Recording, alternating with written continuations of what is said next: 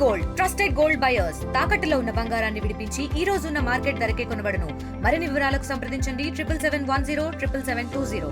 దేశవ్యాప్తంగా కరోనా ఉధృతమవుతున్న వేళ తెలంగాణలో ఇప్పటికే కరోనా కేసులు నమోదయ్యాయి. రాష్ట్ర ప్రభుత్వము కరోనా వల్ల ఇబ్బందులు పడకుండా అన్ని జనరల్ ఆసుపత్రుల్లో అలర్ట్ చేసింది. మన నిజామాబాద్ జిల్లా జనరల్ ఆసుపత్రిలో కరోనా కోసం ఎలాంటి అలర్ట్ చేశారు, ఏమేమి సదుపాయాలు కల్పిస్తున్నారనే అంశానికి సంబంధించి ఆసుపత్రి సూపరింటెండెంట్ శ్రీనివాస్ ఉన్నారు. వారు సార్ చెప్పండి, ముఖ్యంగా తెలంగాణలో కరోనా కేసులు నమోదయ్యాయి. నిజామాబాద్ జిల్లా జనరల్ ఆసుపత్రిలో కరోనా కోసం ముందస్తుగా ఎలాంటి ఏర్పాటు చేశారు? గవర్నమెంట్ జనరల్ హాస్పిటల్ నిజామాబాద్లో ఇల్లు అంటే ఒక ఐసోలేషన్ ఒకటి వార్డు ఏర్పాటు చేస్తామండి. 7th floor 20 బెడెడ్ వార్డు ఒకటి రెడీగా ఉంచాము. అందులో ఒక 10 ఫిమేల్ పేషెంట్స్కి ఒక 10 మేల్ పేషెంట్స్కి అన్ని ఆక్సిజన్ బెడ్స్, ఒక 4 వెంటిలేటర్స్ కూడా రెడీ చేస్తాం అవసరం అయితే కింద.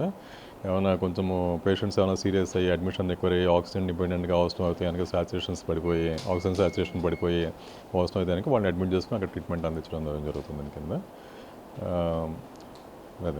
అయితే గతంలో ఉన్న కరోనా కంటే ఈసారి కరోనా వేరియంట్స్ చేంజ్ అయినాయి, దానివల్ల కొంచెం ప్రజలు ఇబ్బందులు పడుతున్న పరిస్థితి. దాంతో అంటే ఎలాంటి ఎఫెక్ట్ ఉండబోతుంది?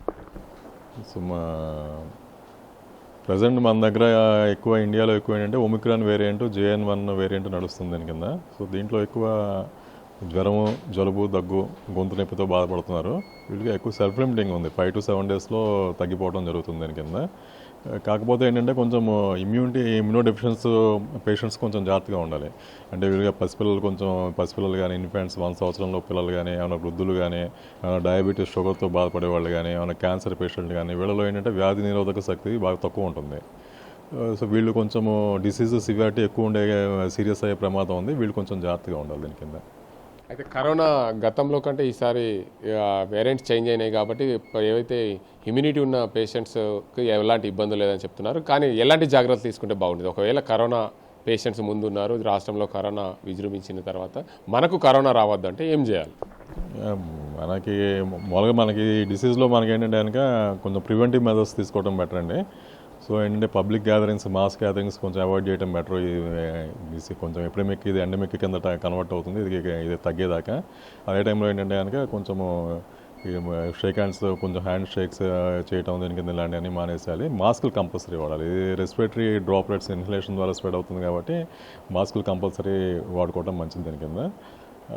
సో కొంచెం డిస్టెన్స్ మెయింటైన్ చేయటము, ఇలాంటి ప్రికాషన్స్ అన్నీ తీసుకోవడం బెటర్ కింద. శానిటైజర్ యూస్ చేయటం, ఇలాంటివన్నీ తీసుకోవటం. ఇది వర్షాకాలం వల్ల అంటే కరోనా ఉధృతంగా అయ్యే అవకాశాలు ఉన్నాయి. కొంచెము మనకి టెంపరేచర్స్ తక్కువ ఉన్నప్పుడు కొంచెం డిసీజ్ సివియారిటీ ఎక్కువ ఉండే అవకాశం ఉంది దాని కింద. సమ్మర్లో కంటే అది న్యాచురల్ ఇది కింద. సమ్మర్లో కంటే కూడా కొంచెం వర్షాకాలంలో, చలికాలంలో కొంచెం డిసీజ్ సివియారిటీ కంటే కూడా డిసీజ్ స్ప్రెడ్ రేటు కొంచెం ఎక్కువ ఉంటుంది దాని కింద. అది ఆ విషయంలో మనం కొంచెం ప్రికాషన్స్ తీసుకోవాలి దాని కింద. మొత్తానికి చూసుకోవచ్చు, కరోనా వ్యాధి రాకుండా జాగ్రత్తలు తీసుకోవాలి. ఎందుకంటే జనసంచారం ఉన్న ప్రాంతాల్లో తిరగద్దు. ఖచ్చితంగా షేక్ హ్యాండ్స్ మాత్రం ఇవ్వకుండా జాగ్రత్త పడాలి. ఎవరితో అయినా సరే ఖచ్చితంగా మాట్లాడే ముందు తప్పనిసరిగా మాస్క్ ధరించాలి. ముందస్తు చర్యలు చేపడితే మనకు కరోనా రాకుండా ఉంటుంది. ఒకవేళ కరోనా వచ్చినా కానీ నిజామాబాద్ జిల్లా జనరల్ ఆసుపత్రిలో అన్ని ఏర్పాట్లు చేసాం. 20 బెడ్స్, ICU బెడ్స్ ఏర్పాటు చేసాం. 10 మగవారి కోసం, 10 ఆడవారి కోసం బెడ్స్ అన్ని కూడా ఏర్పాటు చేసాం. ఎలాంటి ఇబ్బందులు రాకుండా ప్రజల కోసం అన్ని ఏర్పాట్లు అయితే జిల్లా జనరల్ ఆసుపత్రిలో చేస్తున్నామని చెప్పి ఆసుపత్రి సూపరింటెండెంట్ శ్రీనివాస్ చెప్తున్నారు. ఇది ఇక్కడ పరిస్థితి. కెమెరా అజిమ్తో గంగారెడ్డి, RTV నిజామాబాద్. ఇండియా పాకిస్తాన్ ఉద్రిక్తతలపై లేటెస్ట్ అప్డేట్స్ కోసం డౌన్లోడ్ చేసుకోండి RTV లైవ్ యాప్.